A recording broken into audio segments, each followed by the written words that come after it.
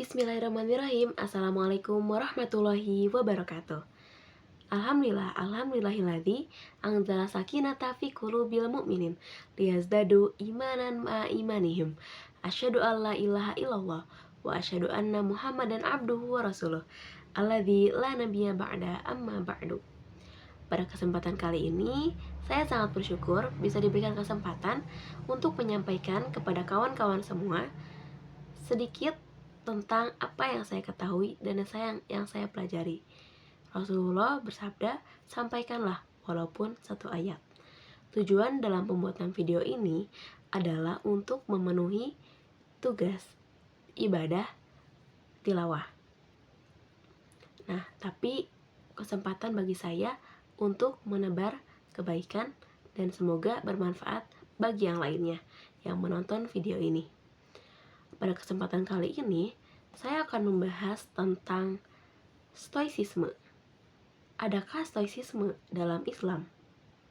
Ketika kita mendengar kata stoicisme atau stoikisme, atau biasa kita dengar dalam bahasa Indonesia filsafat teras atau filosofi teras, kita langsung teringat kepada Zeus atau Marcus Aurelius atau tokoh-tokoh Yunani lainnya yang menjadi tokoh pencetus adanya konsep stoicisme.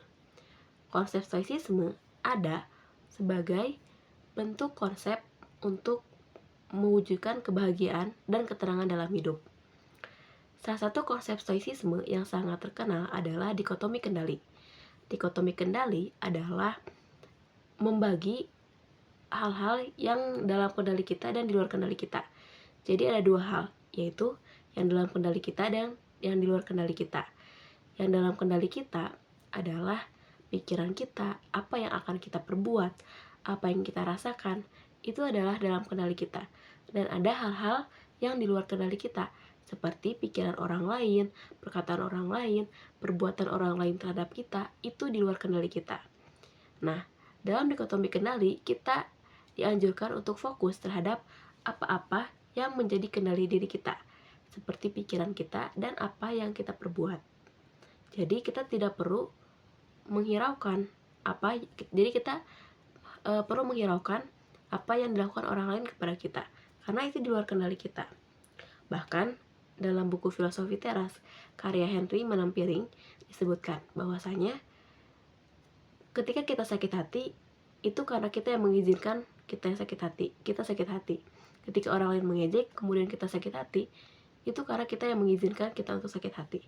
Kalau kita tidak mengizinkan, kita tidak akan sakit hati. Begitu katanya. Tapi kita lupa, dari sejak SD, atau bahkan TK, atau bahkan sebelum TK, kita belajar tentang rukun iman. Dan rukun iman itu ada 6. Nah, rukun iman yang terakhir adalah iman kepada kodo dan qadar.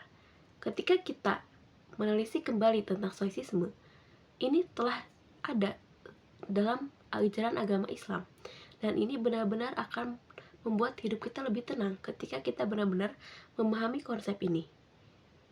Dalam rukun iman yang keenam adalah beriman kepada kodo dan qadar. Kodo itu adalah hal-hal yang di luar kendali kita. Itu adalah ketetapan Allah yang tidak bisa diubah, seperti kelahiran, kematian. Sedangkan qadar itu adalah hal-hal yang bisa kita upayakan, seperti pencapaian kita dalam hidup dan semacamnya. Nah, bahkan telah banyak dalam Al-Quran disebutkan, khususnya ada dalam Quran surat Al-Baqarah ayat 216. Saya bacakan. A'udzubillahi minasyaitonirrajim. Kutiba alaikumul qitalu wa huwa kurhul lakum wa asa an takrahu syai'aw wa huwa khairul lakum wa asa an tuhibbu syai'aw wa huwa syarrul lakum wallahu ya'lamu wa antum la ta'lamun. Nah, bisa jadi apa yang menurut kita baik itu buruk, dan bisa jadi apa yang menurut kita jelek itu ternyata baik buat kita. Dan Allah Maha mengetahui segalanya. Ketika kita memasrahkan segalanya kepada Allah, dan kita ingat kita telah mengikhtiarkannya, karena menurut Al-Quran di Quran surat Ar-Ra'd, innallaha la yughayyiru ma bi anfusihim hatta yughayyiru ma bi anfusikum. Innallaha la yughayyiru ma bi anfusikum hatta yughayyiru ma bi anfusihim, kebalik.